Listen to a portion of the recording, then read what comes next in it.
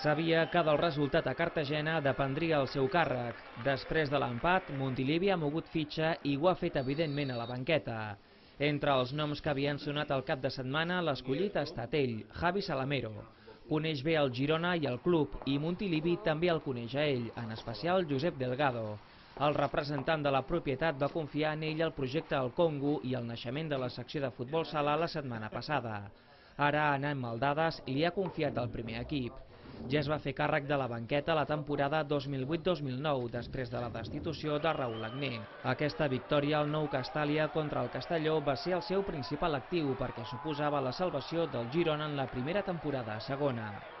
Abans s'havia fet càrrec de la banqueta gironina a finals de la temporada 2006-2007 amb l'equip a tercera.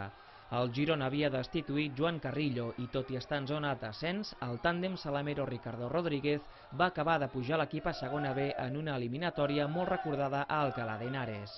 Avui Javi Salamero torna a un estadi que l'última vegada el va xiular de valent. Va ser el primer quart de la Lliga 2009-2010, quan aquesta derrota del Girona davant del Betis no només va condemnar Cristóbal Parralo, sinó que va acabar amb la paciència d'una grada que va explotar contra qui llavors era el director esportiu.